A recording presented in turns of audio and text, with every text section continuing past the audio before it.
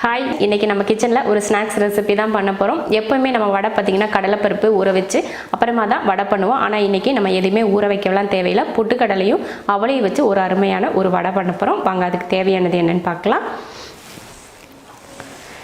அவள் இந்த பவுலில் ஒன்று எடுத்திருக்கேன். அதே மாதிரி பொட்டுக்கடலையும் இதில் ஒரு பவுல் எடுத்து வச்சுருக்கேன். ரெண்டுமே சரி அளவுக்கு எடுத்திருக்கேன். முதல்ல அவளை கொஞ்சம் தண்ணியில் ஒரு 2 நிமிஷத்துக்கு ஊற வச்சுட்டு அதுக்கப்புறமா பொட்டுக்கடலையை பவுட்ரு பண்ணிக்கலாம். இப்போ அவள் நான் போட்டுக்கிறேன். இது நான் லேஸ் அவள் தான் எடுத்திருக்கேன். உங்களுக்கு இதில் நல்லா கெட்டி அவள் இருந்தாலும் எடுத்துக்கலாம், இல்லை லேஸ் அவள் இருந்தாலும் எடுத்துக்கலாம். அதே போல் அந்த சிகப்பு அவள் இருக்குது பார்த்தீங்களா, அது கூட நீங்கள் எடுத்துக்கலாம். அவள் உங்கள் விருப்பம். இதில் தண்ணி ஊற்றிடலாம். ஒரு 2 நிமிஷத்துக்கு ஊறட்டும். அதுக்குள்ளேயும் நம்ம போயிட்டு பொட்டுக்கடலையை பவுட்ரு பண்ணிக்கலாம். அடுத்து பொட்டுக்கடலை இதில் 1 கப் எடுத்துருக்கேன். அதை அரைக்கிறதுக்கு போட்டுக்கலாம். மொத்தத்தையும் போட வேணாம். ஒரு 3/4 கப் அளவுக்கு போட்டு 1/4 கப் அப்படியே வச்சிடலாம். இந்த அளவுக்கு பொட்டுக்கடலையை நம்ம மீதி வச்சுக்கலாம். இதை மட்டும் பவுட்ரு பண்ணி எடுத்துடலாம். இப்போ இதை பவுட்ரு பண்ணிடுவோம். இப்போ பொட்டுக்கடலையை பவுட்ரு பண்ணிட்டோம். இதை ஒரு பவுலுக்கு மாற்றிக்கலாம். பாருங்கள், நல்லா அரைச்சாச்சு. ரொம்ப வலுவலுப்பாக பவுட்ரு பண்ணலான்னு பரவாயில்ல. லைட்டாக குருணை இருந்தால் பிரச்சனை இல்லை. ஓரளவுக்கு குருணை 1-2 குருணை இருக்க தான் செய்யுது. அடுத்து நம்ம அவல் ஊற வச்சோம் பார்த்தீங்களா, அது ஒரு 2 நிமிஷம் கிட்ட ஊறிடுச்சு. அதை புழிஞ்சிட்டு இந்த பொட்டுக்கடலை மாவில் சேர்த்துக்கலாம். நல்லா தண்ணியெல்லாம் எடுத்துகிட்டு புழிஞ்சுக்கோங்க.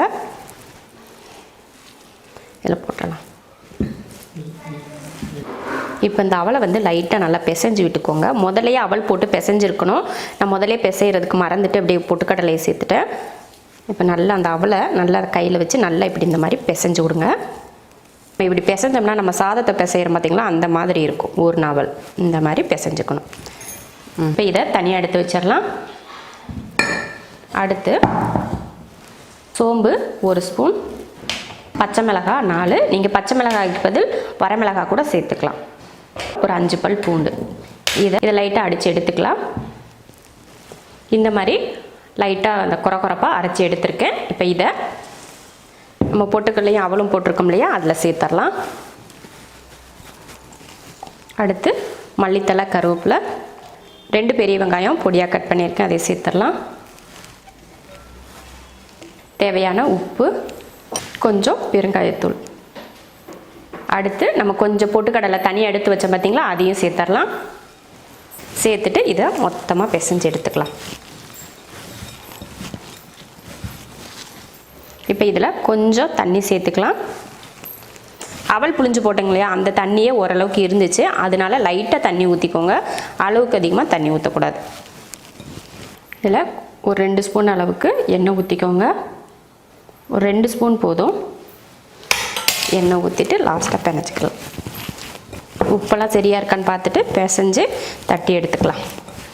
பாருங்கள், இந்த அளவுக்கு நல்லா கெட்டியாகவே பிசைஞ்சிருக்கேன். அதிகமாக தண்ணி சேர்த்துக்கலாம். இந்த மாதிரி உருண்டை பிடிக்கிறதுக்கு வருதான்னு பார்த்துக்கோங்க. இப்போ மாவு பிசைஞ்சு எடுத்துட்டோம். இந்த மாதிரி உருண்டை பிடிக்கிற அளவுக்கு பக்குவமாக பிசைஞ்சுக்கோங்க. அளவுக்கு அதிகமாக தண்ணி ஊற்றிடக்கூடாது. இதில் எக்ஸ்ட்ரா கொஞ்சம் பச்சரிசி மாவு சேர்க்கணும் அப்படின்னு நினச்சிங்கன்னா கொஞ்சம் சேர்த்துக்கோங்க. ஒரு 2 ஸ்பூன் அளவுக்கு நீங்கள் சேர்த்துக்கிட்டிங்கன்னா போதும். நான் இந்த அளவுக்கு போதும், அவ்வளோதான். இப்போ உருண்டை பிடிச்சி எடுத்துக்கலாம். கொஞ்சம் லைட்டாக கையில் எண்ணெய் வேணால் தடவிக்கோங்க. ஏன்னா ஒவ்வொரு வடைக்கும் நம்ம கையில் மாவு ஓட்டும் இல்லையா, அதனால தான். இப்படி எண்ணெய் தடவிக்கிட்டிங்கன்னா உங்களுக்கு ஈஸியாக இருக்கும். எண்ணெய் தடவிட்டு ஒரு உருண்டை பிடிச்சிக்கோங்க. இந்த மாதிரி ஒரு உருண்டை பிடிச்சிட்டு நம்ம எப்பயும் வடைக்கு தட்டுவோம் பார்த்திங்களா, அந்த மாதிரி இப்படி தட்டிக்கோங்க. தட்டிட்டு ஒரு பிளேட்டுக்கு மாற்றி வச்சிடலாம். இதே போல் ஒவ்வொரு வடையும் தட்டி எடுத்து வச்சுக்கலாம். ஒரு 4-5 வடை 10 வடை இந்த மாதிரி தட்டி எடுத்து வச்சுட்டு நீங்கள் பொரிக்க ஆரம்பிச்சுக்கலாம். இப்போ மீதி இருக்கிறதையும் தட்டி எடுத்துக்கலாம். வடைக்கு மாவு பிசைகிறதுக்கு முன்னாடியே இந்த மாதிரி எண்ணெயை முதலே காய வச்சிட்டிங்கன்னா டக்குன்னு போட்டு எடுக்கிறதுக்கு ஈஸியாக இருக்கும். நான் முன்னாடியே பிசைகிறப்பவே எண்ணெய் ஊற்றி வச்சிட்டேன், காஞ்சிருச்சு. பாருங்கள், வடையை தட்டி எடுத்துட்டேன். இப்போ பொரிச்சு எடுத்துக்கலாம். எண்ணெயும் நல்லா காஞ்சிருச்சு. இப்போ வடையை போட்டுக்கலாம்.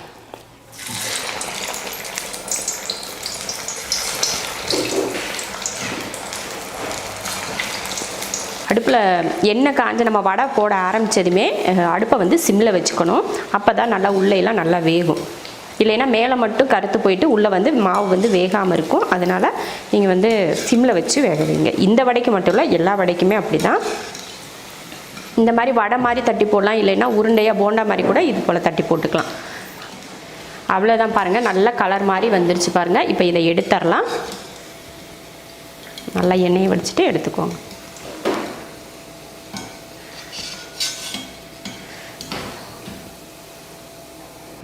பாருங்கள் நல்லா இது போல் எண்ணெயை வடிச்சிட்டு ஒரு பிளேட்டுக்கு மாற்றிக்கலாம்.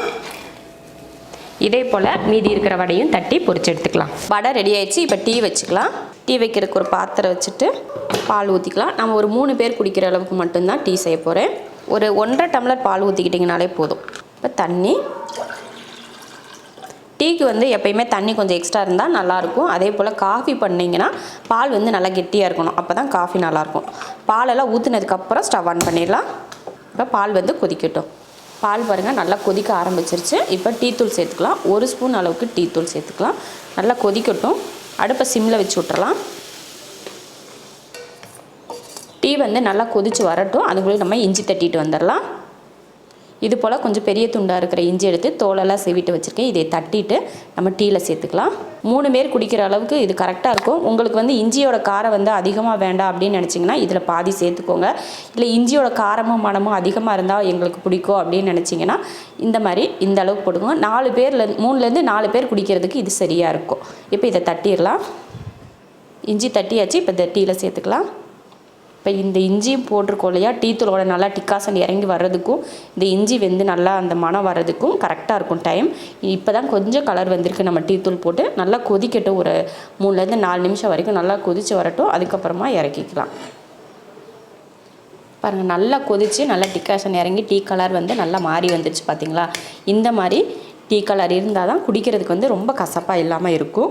நம்ம போட்டிருக்க இஞ்சியும் 3லேருந்து 4 பேர் குடிக்கிறதுக்கு இந்த காரம் கரெக்டாக இருக்கும். உங்களுக்கு இவ்வளோ காரம் மனம் தேவையில்லைன்னா நீங்கள் வேணால் கம்மி பண்ணிக்கலாம். இப்போ அடுப்பை ஆஃப் பண்ணிடலாம். இப்போ டீ வடிகட்டிட்டு சர்க்கரை போட்டு ஆற்றிக்கலாம்.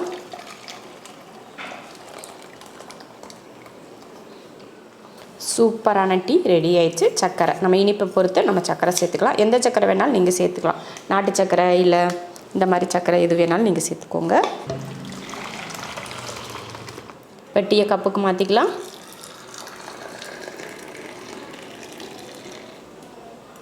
டீயும் ரெடி ஆயிடுச்சு. வடை சூப்பராக ரெடி ஆயிடுச்சு. அதுக்கு ஒரு டீயும் ரெடி ஆயிடுச்சு.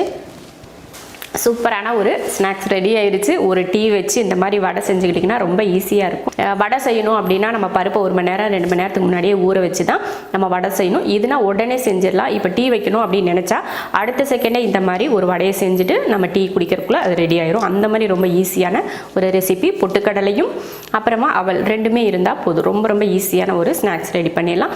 நீங்களும் இது போல் ஒரு ஸ்நாக்ஸ் செஞ்சு பார்த்துட்டு எப்படி இருக்குன்னு சொல்லுங்கள். பிடிச்சிருந்தா லைக் பண்ணிவிட்டு ஷேர் பண்ணிவிட்டு சப்ஸ்கிரைப் பண்ணி பக்கத்தில் இருக்க பெல் ஐக்கானை கிளிக் பண்ணி வச்சுக்கோங்க.